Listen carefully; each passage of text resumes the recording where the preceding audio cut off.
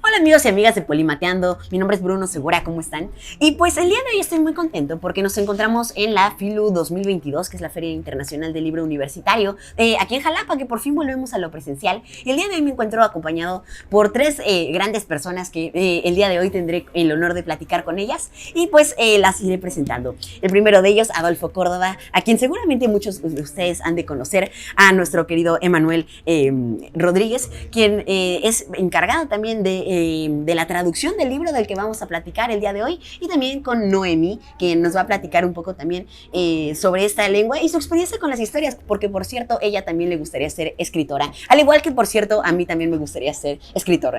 Entonces, me gustaría que nos iniciaran platicando con su autor, Adolfo Córdoba, sobre este libro, que es Homshuk, que por cierto, no había dicho el título, El niño Dios, Niño y Dios Maíz, que es un libro que está publicado en la editorial Castillo y que, bueno, tiene todo un trabajo detrás, que es una historia que tiene un reflejo en esta cultura que habla el idioma, que es el que tradujo Emanuel, que es el Nuntagiji, como ahorita me estaban explicando también la pronunciación, debido a que es curioso también este idioma y un poco de lo que estaremos platicando. Pero Adolfo, cuéntenos un poco sobre cómo fue este acercamiento inicial a Homshuk, que también tiene su propia historia. Claro que sí. Gracias, Bruno. Qué emoción estar en tu canal, porque soy seguidor de tus videos, me gusta mucho tu trabajo, lo que haces, y gracias por interesarte por hablar de Homshuk, y como que me da gusto estar charlando contigo, que esté aquí Noemí, su mamá Maribel, el profe Emanuel, y que sea justo en la Feria de Libro Internacional del Libro de... Estoy muy emocionado, ¿ya vieron? Feria Internacional del Libro Universitario en Jalapa, porque obviamente pues es Veracruz y este es un mito que es... Mi vínculo es muy familiar, justamente creo que eso es lo que quería decir. Las ganas de compartir este espacio aquí con ustedes también se remontan como al espacio donde yo escuché el mito, que es con mi hermano, en mi casa, con mi familia, que también estuvo aquí presente en el nacimiento del Homshuk en Nuntagiji. Y yo lo conocí por eso, porque mi hermano lo cuenta, él se viste de tío Tlacuache. Hubo aquí justo en la presentación muchas personas que lo conocían a él y que saben que defiende también esta historia, que le interesa el rescate de muchas de nuestras tradiciones orales en otras lenguas que revelan mundos distintos, ¿no? Que es lo que platicábamos también con el profe. La posibilidad de contar otras historias es muy importante porque nos hace pensar en que hay muchas versiones de la realidad, y de este mito hay muchas versiones. La versión que yo reescribí aquí en género de poema, que fue una adaptación, pasar de la oralidad al poema, es la que me contó mi hermano y la que se cuenta o que cuentan algunas personas en la Sierra Santa Marta, en la comunidad de Piedra Labrada, en el sur de Veracruz, que por cierto, esa piedra labrada está aquí en el Museo de Antropología. Usted que habló del Museo de Antropología, profe, esa piedra se la llevaron de Piedra Labrada, está aquí en el museo, como le ha pasado a muchas piedras sagradas. Y bueno, nada, todo esto para decir, el vínculo con Homshuk tiene que ver con eso. Yo lo escuché así, y después hice esta versión que ilustraron Amanda Mijangos y Armando Fonseca, y que publicó Ediciones Castillo en 2019, y a partir de ahí pues ya empezó otro camino, que fue el de que este mito circulara entre niños que leen y hablan español, castellano, pero también ahora en la lengua en la que originalmente se cuenta alguna de estas versiones del santo o dios del maíz, Homshuk. Eso. Y que esta es una parte también muy importante del proyecto, ¿no? Tú tienes. El idioma original de este relato, ¿no? De esta historia, que también, como comentaba en la presentación de hace unos momentos el profesor Emanuel, que también es una realidad dentro de esta comunidad, ¿no? Pero bueno, algo que creo que también necesitamos contarle al público es que este libro de Homshuk, si han puesto atención y son bastante observadores, aquí es como SH y allá la tenemos con X, porque está traducido a justamente este idioma que es el Nuntagiji, que es el idioma original de esta historia, y de esto se encargó Emanuel, a quien tenemos aquí presente. Y Emanuel, quisiera que nos contara sobre este reto que es traducir este libro, porque si de por sí es un reto bastante que conlleva bastante trabajo. El traducir poesía, incluso entre idiomas, no sé, inglés o español, también lleva un reto, creo que aún más grande, el poderlo traducir a este idioma, a esta lengua originaria, que también lo que he visto es que hay palabras que son intraducibles, ¿no? Que hay veces que, por ejemplo, inventos como un tren o como un avión, son inventos pues europeos, que aunque tienen una traducción a otros idiomas, como el castellano, no tienen una traducción literal a estas otras lenguas, y que a veces necesitas explicarlo o utilizar la metáfora para poder hacerlo. Así que cuéntanos cómo fue este proceso de traducción. No, yo soy tuvo michiga sabinguat iniki bin canal y nispuk tampa anang machicha y nispuk tampa homeshuk guamana meiga gitanka. Bueno, pues buenas tardes, qué bueno que tienes este canal para conocer sobre la narración de Homshu. Lo que te dije, mi lengua materna es agitanka, es muy difícil hacer traducciones del español a nuestra lengua materna, sobre todo porque el español tiene un inventario fonético muy distintos a nuestra lengua. El español es rico en diptongos, nuestra lengua no tiene diptongos, entonces ahí es como que ya es la primera barrera. Las formas silábicas de nuestra lengua son, si bien tienen como algunos similares al del español, pero tiene otros que son totalmente distintos. Entonces, hacer, como decías, un poema, traducir un poema a nuestra lengua, pues es hasta cierto punto un poco imposible, ¿no? Porque conociendo que el pero español... vemos que es posible. Sí, recordemos, por ejemplo, que el español hay... hay como que el poema que es muy la poesía que es muy rígida y estos otros versos que son libres, ¿no? Entonces cuando haces una traducción de un verso libre como en la versión original, pues buscas, lees la idea y creo que ahí viene el reto y tomar la decisión. Como traductor siempre tomas la decisión de cómo lograr una traducción, porque sobre todo es a quién va dirigido, ¿no? Sí. O sea, aquí armar un texto en Untahuyi, lo hice pensando en sus destinatarios, que son los niños, que son los hablantes, ¿no? Y justamente esto que decía con el maestro Adolfo, en esas facilidades que nos dio la edición Castillo para hacer una traducción libre. Sí. Traducir también se está considerando como interpretar, ¿no? Sí. No es esa idea de decir, traducir es hacer las cosas tal cual, decirlos como están, no, hay que hacer es apoyarse de diferentes recursos, de repente la lengua, como decíamos, la metáfora, que la presentación no nos dio como para hablar de cosas más sobre esto, ¿no? Que hablar, por ejemplo, las metáforas en español son de alguna manera sí, pero en nuestra lengua son de otra manera. Las onomatopeyas, hay onomatopeyas sí, muy propias de nosotros, y es justamente que en algunas tomo yo la decisión de conservar la onomatopeya como está en español, porque de repente nosotros lo decimos, pero en español es una sola sílaba, plop, plop, pero en nuestra lengua son dos sílabas, y de repente estar leyendo y es más fácil meter esa onomatopeya, que finalmente el sentido es como que adjetivar, dar nada más la entonación de algo contado, ¿no? Entonces aquí en el caso de nosotros, pues decido a veces conservar la onomatopeya original o como también ocurrió a lo largo del texto, seleccionar la propia, ¿no? Para que tenga más, al momento de leerlo sea más propio, ¿no? Más propio, más apegado a nuestra lengua, ¿no? Que hay que decirlo muy claramente, es una lengua, no es un dialecto. Lo que hablamos nosotros es una lengua, tiene gramática, claro. Es posible de escribirse, el ejemplo está aquí, podemos escribirlo, podemos pensar en nuestra lengua y sobre todo podemos registrarlo, ¿no? Registrarlo. Tal vez ahora fue una traducción, ¿verdad? Partir de una traducción, es como decía en la presentación, es ir a la inversa, es partir del español a nuestra lengua. Como un zigzag, ¿no? Que inicia en Nuntahiji y de ahí vas al español, del español vuelve al Nuntahiji. Sí, entonces la versión que él conoce es contado en español también, claro, por las personas, porque también hay que reconocer que el dominio que tienen las personas tienen un nivel de dominio distinto del bilingüismo. En muchos casos hay más dominio de la lengua materna y menos del español, pero ese poco dominio del español seguramente sirvió para reconstruir la historia, ¿no? En ese pensando cómo es que los señores quienes contaron la historia buscaron los términos o las palabras suficientes para que la narración sea entendida en español y a partir de ahí registrarla. Entonces la tarea mía que en esta obra consiste en pasar del español a nuestra lengua, ¿no? Entonces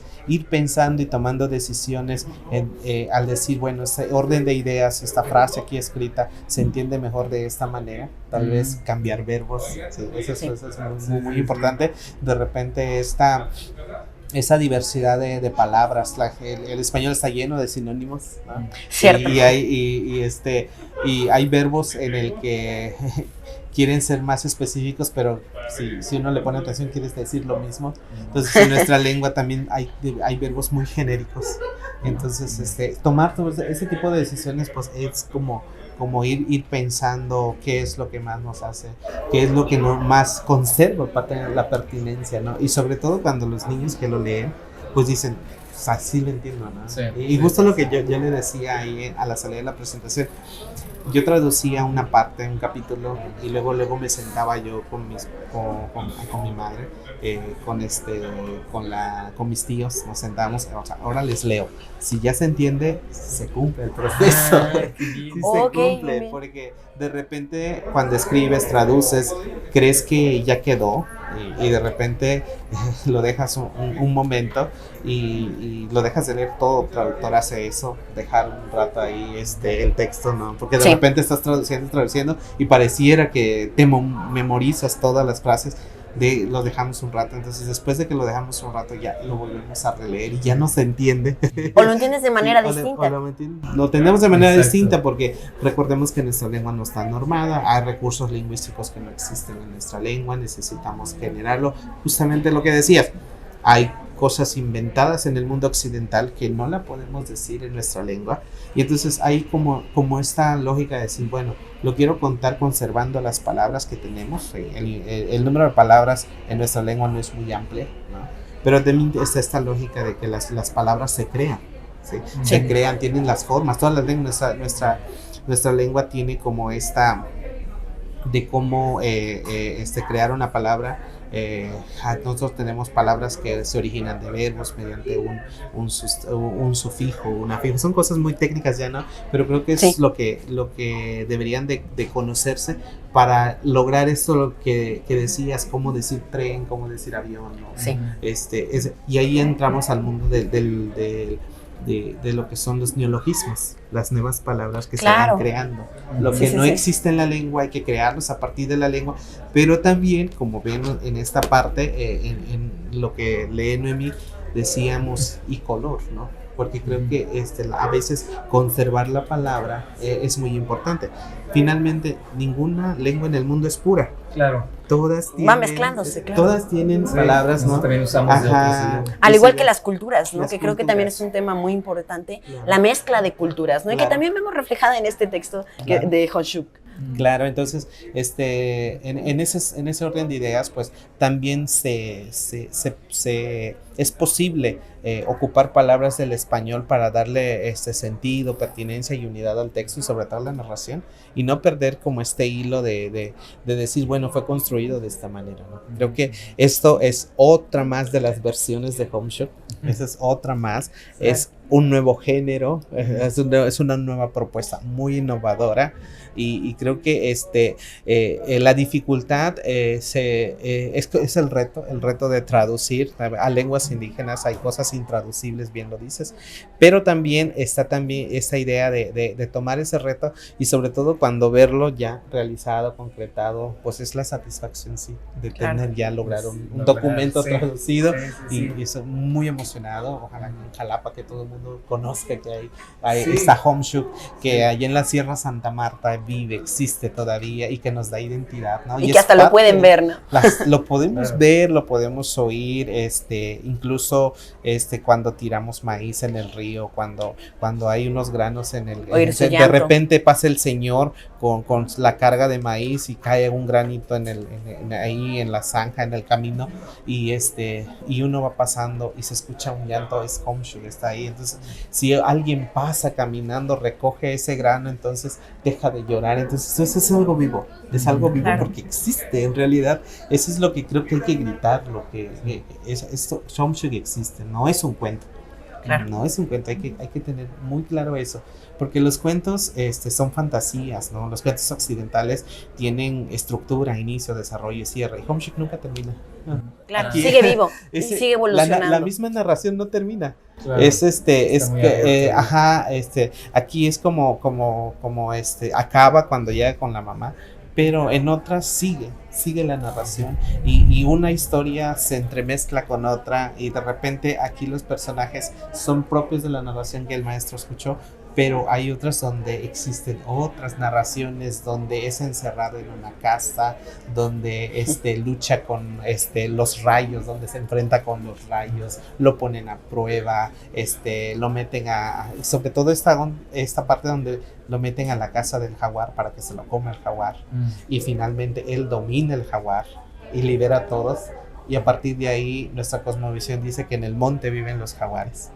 Ok. Y Él explica el origen de- él explica el origen de de- Y por son qué esas especies. cosmovisiones y además Claro. cosmogonías, ¿no? Tanto origen como lo que hay ahora, Claro. ¿no? Ajá, entonces lo mete en la casa de las serpientes y controla a las serpientes, les dice que se vayan por el monte y que si se encuentran una persona que va pensando, o sea, que tiene algún tipo de pensamiento, está triste, está preocupado, esa serpiente puede atacarlo porque finalmente así lo dejaron. Entonces había que vivir con la no preocupación, vivir en armonía, lo que yo les decía. Lo meten a la casa de las flechas, y donde él llega y amarra las flechas y los deja a un costado de la casa, y es donde le dice quién puede y quién no puede va a ocupar para pescar, porque no todos tienen esa habilidad para pescar, y de alguna manera nos deja el recurso para hacer la pesca, para hacer la caza, los discursos orales, son muchas cosas, ¿no? Entonces todo ese tipo de cuestiones los consideré para hacer la traducción, y justamente Claro. es lo que decía, es como una traducción libre, Es, ¿no? es una reescritura, Ajá, realmente. sí, Y algo claro. que platicábamos, decíamos, yo te decía, tú reescribe como quieras, o sea, como que, porque tú hiciste un trabajo de escritura, o sea, lo reescribiste poéticamente también, o sea, eres poeta también, al ponerte el reto de, pues sí, tomar algo que es una versión que a mí me contaron, pero hacerla también desde Propia. tu lengua, volverla a contar. Es que Honshuk es una historia viva, ¿no? Como lo nos estás Claro. comentando. Y aunque desarrolláramos un traductor así como cibernético, no podría ser una traducción de ese estilo. Porque Claro. tienes que tener un contexto totalmente de la cultura, de toda la historia de Honshuk, Claro. de las distintas historias que se cuentan de él, de las versiones más bien. Y que justo como dices, le das una interpretación para el público al que vas dirigido, ¿no? Que en Claro. este caso son los niños, niñas y jóvenes de esta comunidad. Y que creo que esto es algo también, algo muy importante que ya han mencionado ustedes también, y es que es el primer libro infantil escrito en esta lengua, y creo que en esto están haciendo una gran labor, debido a que llegamos a público, como por ejemplo, aquí también tenemos a Noemi. Y bueno, ahora me gustaría preguntarte, Noemi, y también gracias también por todo lo que nos comentas, sobre esta parte de para ti, ¿qué representa el que se haga un libro en el idioma que es el idioma origen, digamos como un idioma madre dentro de tu comunidad? Platícale que te gustó. O tal vez un poco también de qué te gustó de la historia. Me gustó la historia porque narra sobre que Homshuk fue valiente y peleó con la vieja Tzitzime y el viejo culebro, y y me gusta porque Te lo contó tu abuela, ¿verdad? me lo contó mi abuela también, pero en otra forma diferente a esta. ¿Y te gusta que te cuenten las historias, por ejemplo, de tus abuelos? Sí. ¿Y cómo es en ese momento? ¿Se reúnen varios niños a que les cuenten? ¿Te lo cuentan antes de dormir? No. ¿Cómo es entonces? Te lo cuentan en tu casa. Ajá. Ok, va, pues gracias también, Noemí. Y bueno, como platicábamos ahorita, pues también es, digamos, como una parte de la identidad, ¿no? Que creo que es un tema bastante importante. Si me prestas tantito el micrófono para que nos pueda compartir también sobre este tema, que es el recurso de la identidad, que es necesario dentro de estas comunidades y que a veces se ha ido perdiendo un poco también, digamos, por esta falta de valor que a veces le dan incluso los propios hablantes de estas lenguas, ¿no? La que incluso hasta reniegan de que las hablan, ¿no? Entonces, en este sentido, ¿de qué manera continúa, digamos, como esa conquista en esas comunidades en las que ahora no son los españoles, ahora no es un ejército europeo, ahora es la propia sociedad de México la que hace que vayan perdiendo esa cultura? Bueno, creo que aquí lo importante es, bien lo dices, la sociedad es la que hay que educarla en la diversidad, ¿no? Si logramos que esta sociedad elimine la discriminación, el racismo y se vuelva más inclusiva, pues lograremos que los pueblos y todos los hablantes de alguna manera se sientan parte de la sociedad. Si mucho ahora gente que tiene ese sentimiento de inferioridad muy grande y muy creído ya, es porque la misma sociedad no les ayuda, ¿no? Entonces, aquí nuestro trabajo es ir a la reconquista, ¿no? O sea, ir a promover esa descolonización mental, cambiar ese pensamiento y mostrarles. O sea, este libro es una muestra de que se pueden hacer las cosas en mi lengua, se puede hacer más, se puede hacer literatura infantil, juvenil y para personas grandes. Hay que crear más actividades y hay que ir promoviendo y ejerciendo los derechos lingüísticos, porque finalmente esto es un libro para nosotros, para México, para Veracruz, para todos los pueblos, ¿no? Es un libro escrito en español, es un libro escrito en Untahuilli, pero también es el reflejo del ejercicio de los derechos lingüísticos. Realmente estos son derechos lingüísticos materializados que existen porque promueven, difunden la lengua y la cultura, y sobre todo porque lo hacen en su propia lengua. La cultura tiene que mantenerse y reproducirse en su propia lengua, ¿no? Y eso es algo muy importante que nosotros lo hagamos como escuela. Yo como maestro estoy sumamente convencido de que la lengua es el medio de empoderamiento, es el medio en el que se tiene que alfabetizar para que puedan aprender ellos una segunda lengua, porque si no lo hacemos de esa manera, si seguimos castellanizando, el niño joven o profesionista, cuando llegue a la universidad, cuando llegue, si es que llega a la universidad, porque ese es otro tema pendiente, va a tener muchas dificultades, como ocurre al momento de interpretar los textos complejos académicos, y muchos abandonan la universidad o la escuela porque no entienden lo que leen, porque no desarrollaron bilingüismo. Y el español de contacto que poseen, no les permite acceder al conocimiento científico que se maneja mediante otro orden de ideas, ¿no? Los tipos de lenguajes que existen. Entonces, todo esto, pues, es como una forma de decirle el bilingüismo es una opción. Yo te puedo asegurar que Noemí, escribe muy bien en español a sus 8 o 9 años, tiene muy buena redacción, tiene una unidad textual muy padre, y lo hace también en lengua Nuntahuilli. Entonces, y que es una parte muy importante. Claro, o sea, migrar de la oralidad a la escritura, y eso lo ayuda, ¿no? Incluso es una de las niñas más aplicadas del salón, pero no quiere decir que los otros no lo hagan. Claro. Los otros también lo hacen, incluso en este encuentro que hemos tenido con ellos, hacer actividades. Hicimos un libro también, el libro de Can y Coya, ¿cómo se llama? El jaguar y el conejo. Ellos escribieron, ya como el maestro Adolfo me enseñó a hacer un libro ilustrado, entonces hicimos un libro cartonero en donde ellos escribimos una narración de la palabra antigua. Fui con una persona que lo cuenta, lo grabamos, lo escuchamos, luego lo transcribimos, luego lo corregimos, luego lo volvimos un texto para niños, y luego ellos hicieron las ilustraciones, y finalmente se obtuvo un cuento que tuvo también muy buena aceptación. Los niños de otros grupos iban y prestaban, y pusimos nuestro estante, entonces ellos hacían su préstamo de libros de Kaniko y era como la novedad de la escuela, ¿no? Entonces de repente como maestro aprender de todos, aprender de ustedes, que estoy aprendiendo muchísimo, me ayuda a crecer profesionalmente y eso pues de alguna manera también es una muestra de que esto funciona, ¿no? Y sobre todo si no hacemos este tipo de trabajo, no le enseñamos a la sociedad que las lenguas tienen vida. No le enseñamos a las autoridades de que poner ese gasto social para que esto se haga, ¿no? Porque finalmente a veces este trabajo que hizo Castillo y todavía regalarnos unas ediciones, pues es un excelente gesto de interculturalidad, ¿no? De compromiso, porque son empresas comprometidas con la sociedad.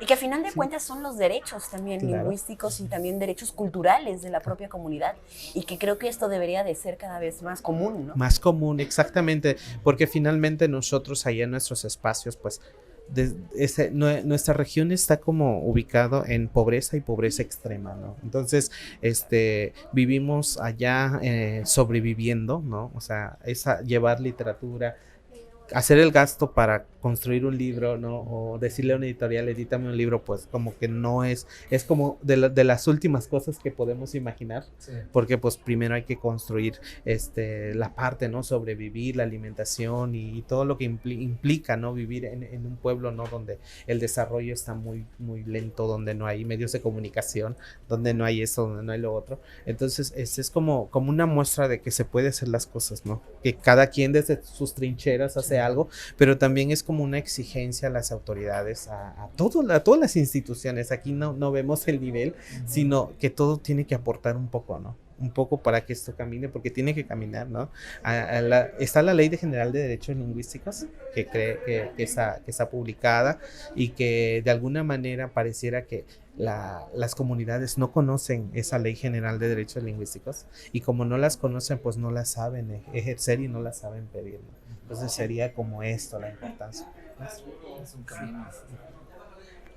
Bien, pues gracias también por esto que nos comentas, y creo que es un tema también muy importante de retomar esa identidad, porque a final de cuentas es una parte de lo que los caracteriza, y a veces en esta parte como de desarrollo supuestamente se van perdiendo muchas partes muy importantes de lo que realmente se es como sociedad o como comunidad a esas escalas dentro de esas poblaciones, y que como comentas es algo que debe de suceder, pero que lamentablemente no sucede, ¿no? Sí. Entonces creo que es una parte muy importante, y que además tú además eres activista por este idioma, y que poco a poco debe de ser más visibilizado, así que creo que es un mensaje muy importante lo que nos compartes. Pero bueno, para continuar un poco también hablando sobre Homshuk, otra parte muy importante es que no únicamente es un libro que atiende a comunidades hablantes de, en este caso, el Nuntahiji, sino que también atiende a un público que históricamente se ha visto bastante relegado, que son los niños, niñas y jóvenes. Y bueno, qué mejor para platicar de ello que nuestro experto en literatura infantil, que es Adolfo Córdoba. Así que cuéntenos también sobre esta parte en la que apuntan a públicos que cada vez se vuelven, como se les denomina a veces, como minorías, y cada vez más minoría y más minoría, y que a veces es incluso menos tomado en cuenta, incluso en sociedades urbanas, como puede ser una ciudad, que incluso dentro de esas sociedades los niños a veces no son tan tomados en cuenta. Claro, sí, ¿no? Y pensando, gracias por tu pregunta y el interés. Para empezar, justo que tú tengas este canal donde desde ¿a qué edad empezaste el canal? El canal hace 2 años y cachito. ¿Y cuántos años tenías? Tendría 10 años, pero 10. Yo estaba en medios de comunicación desde los 7 también. Bueno, ahí está, o sea, sí. Yo sé que además es una de tus defensas, porque tú desde el trabajo que haces estás abriendo espacios para que niños, niñas, jóvenes tengan una escucha adulta más sensible y real, ¿no? O sea, que no solo sean buenas intenciones, sino que realmente suceda.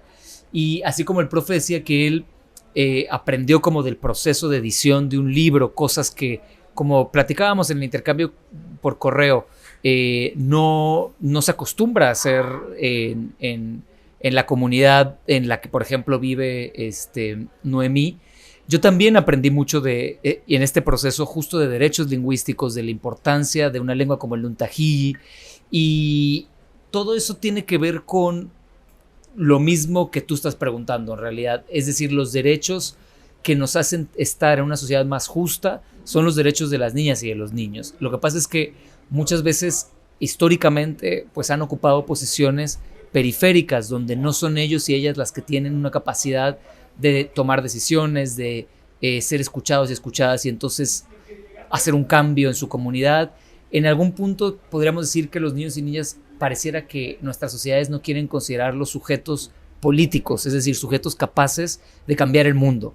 Y hoy que Noemí leyó en Nuntahiji un fragmento de Homshuk, ella estaba haciendo un acto que cambió el mundo de la gente que lo escuchó y el mundo de ella como lectora, leyendo por primera vez públicamente un libro en donde está una historia que forma parte de ella. Entonces, pues es tan vital como respirar, ¿no? O sea, como que hacer abrir estos espacios donde niños y niñas, como dice el profe, puedan mirar hacia su propia comunidad, escuchar su lengua, es tan importante como respirar, digamos, porque no es una campaña, un gesto, digamos, pasajero, anecdótico, y parte de un programa que es importante. O sea, todo eso son las formas en las que entendemos administrativamente cómo las lenguas están o no están en la vida diaria, ¿no? Como los programas de gobierno, los apoyos, los programas escolares, que una editorial esté o no. Pero más allá de todo eso,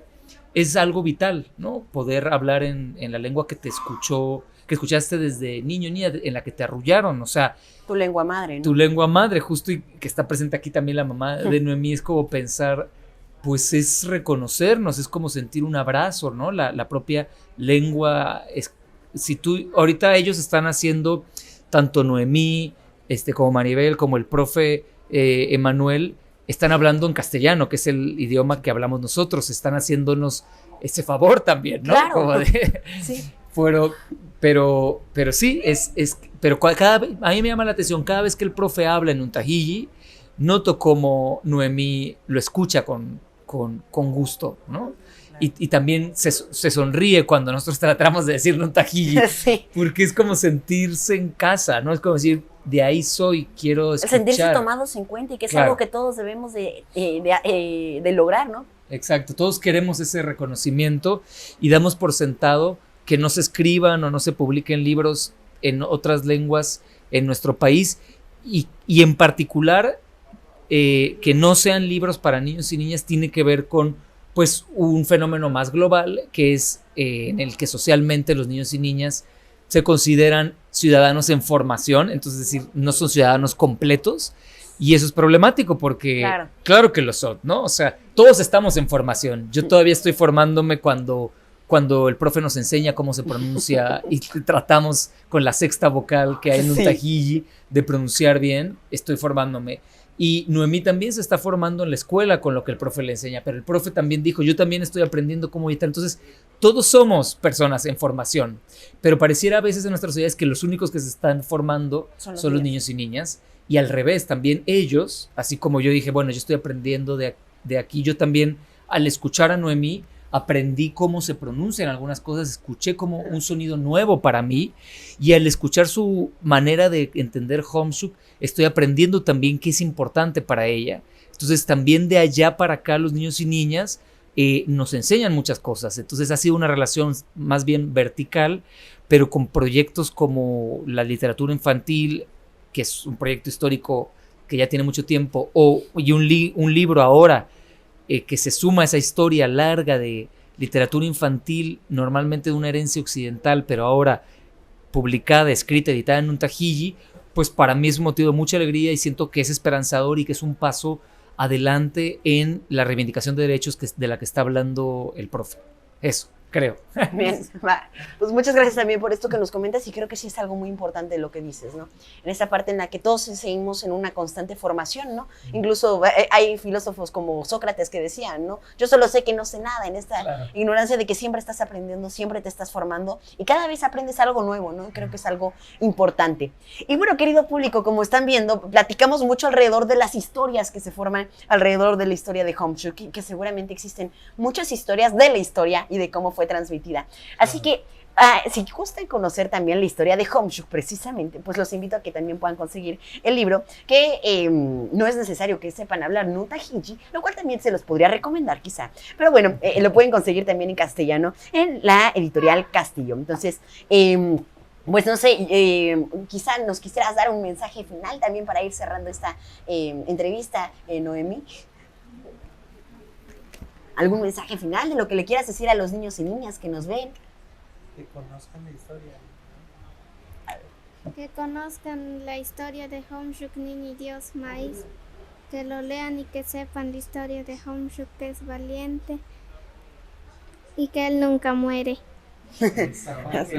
Una historia viva, así como todos los que estamos aquí. Exacto. Y que seguramente va a seguir viviendo incluso ya después de que ya no estemos, ¿verdad? Exacto. Y que es lo padre, lo que va trascendiendo y sigue, ¿no? Es algo que no necesita de las personas que la están contando en este preciso instante para seguir, ¿no? Que creo que y es al mismo padre. tiempo es bonito pensar que esas historias que esas historias son como nuestra herencia, como decía el profe, y que nos conectan con gente que ya no está aquí. Claro. Homshuk nos va a sobrevivir, como dices tú, y de alguna forma también es como seguir presentes en el futuro nosotros, ¿no? Como la historia que contamos aquí, luego que siga siendo contada, es una forma de seguir pasando la vida, ¿no?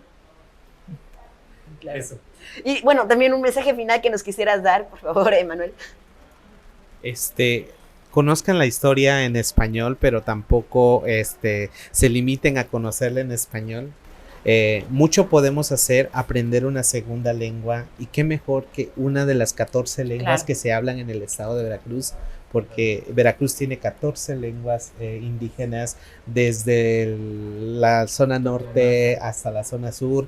Hay lenguas que están ahí, hay que acercarnos a ellas, hay que aprenderlas, ¿no? Hay que entender que tienen el mismo valor que el inglés, ¿no? Nosotros podemos darle ese valor a todas las lenguas originarias. El mismo valor que cualquier otro idioma. Igual, el mismo valor que cualquier otro idioma. Acerquen, aprendan, pónganse el reto, los que no hablan la lengua, pongan el reto de aprender Nuntahuilli, ¿sí? Así como ponemos el reto de aprender inglés. Y cuando ustedes lean la historia en su lengua original, pues es distinto, ¿no? Claro. Y si aprenden en Nuntahuilli y aún encontramos abuelos y abuelas que sepan, y cuando la escuchen contar con todos los matices, ritmos y tonos de voz y los silencios, porque nosotros, si bien no tenemos nexos, esa es otra, que da para mucho, ¿no? Hablar esto, los nexos, nuestra forma de hablar utiliza mucho las pausas nos dan como que esa hilación de ideas, ¿no? De repente al español todo es como que oraciones complejas subordenadas, ¿no? Así como que baja largo, y entonces nosotros es como que más distinto, ¿no? Entonces, y esto les va a ayudar, porque algo que también les quiero decir a todos es que español es una lengua flexiva, es decir, se mueve, pero nuestra lengua es aglutinante, es decir, una sola palabra es una oración completa, ¿ya? Porque ya tiene persona, tiene adjetivo, tiene sufijos, tiene, o sea, una frase, lo que nosotros decimos con varias palabras, en Nuntahuilli lo dices con una sola palabra y ya, eso se entiende. Y por eso es que de repente vemos aquí en la traducción. Hasta más fácil comunicarse incluso. Vemos en la traducción palabras muy largas, y entonces, lo ves en esta parte del español donde son varias palabras, entonces es por eso, ¿no? Y aparte, las lenguas maternas nos dan la posibilidad de acercarnos a dos tipos de lenguas que, independientemente de las diferencias que luego encuentran los lingüistas, porque también ellos luego como que definen, hay dos tipos de lenguas en el mundo, que podemos decirlo de esa manera: lenguas que son aislantes, que se escriben de manera separada, por palabras separadas, y las lenguas que son aglutinantes, que se escriben de manera junta, como nuestra lengua. Entonces el niño Nuntahuilli está en esos dos mundos, ¿no? En esas dos formas de comunicación. Aprenden el español, que tiene esta lógica de poner palabras para construir una oración, pero también de su propia lengua, que es en una palabra está la oración. Entonces creo que ese sería como que la invitación. Conozcan la historia de Homshuk, es una de las tantas versiones, ¿no? En una de las tantas formas, pero tal vez acérquense, porque va a estar esta edición en línea. Sí, y esto va a ser en esta edición en línea. Entonces, cuando los maestros, seguramente ahora muchos en la escuela, en la primaria, van a hacer proyectos de español que tengan que ver con interculturalidad, y quieran armar su proyecto para que los niños aprendan a oralizar una palabra, conozcan la diversidad, pues va a estar estar este recurso, ¿no? Sí, En la versión en español y la versión en lengua, y entonces eso pues va a ayudar a los niños a entender la diversidad, ¿no? Y no perdemos la esperanza de que luego sea una versión escuchada, ¿no? Tal vez en español y en Untajeji. O sea, creo que esta parte de convencer, conocer, seguir trabajando con Castillo y las demás editoriales, promoverlo, ¿no? Sobre todo usted también que está haciendo, ¿no? Esa dinámica que tiene. Muchas felicidades por tu canal, y creo que es una gran oportunidad, porque tanto como el libro como lo que está ocurriendo en tu canal, pues ya es como una evidencia de que pasó una feria internacional del libro y ya se vuelve historia, ¿no? Claro. Lo que hoy ocurre y que además ya marca historia, que es el primer libro infantil en Untajeji. Ese sí, es el primero en su género, en su tipo, escrito de esa manera, y es un regalo para las niñas, los niños de Untajeji, el pueblo, la cultura. Y creo que en general para todos. Para todos, para México también, para el país, pero para el mundo.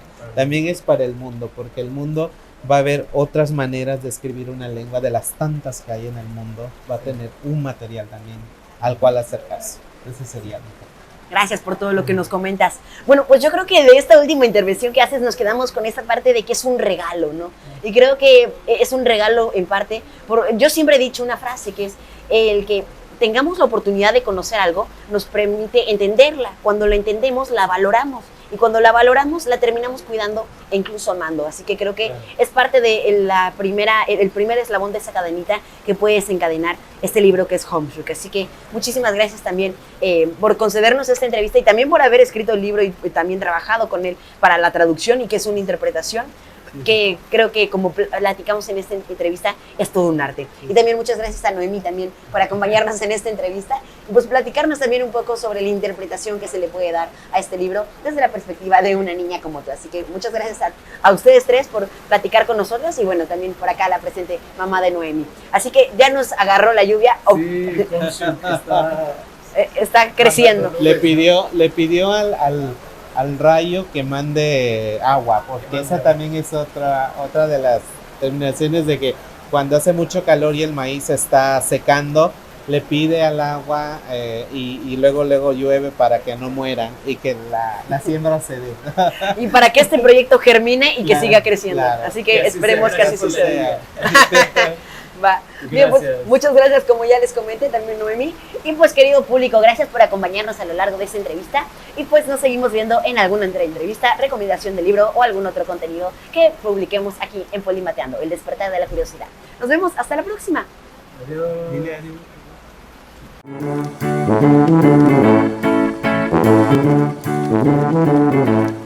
Nota final. La lluvia que mandó a traer Homeshook hizo que saliendo de la Filú nos empapáramos todos. Y ahora sí, hasta la próxima.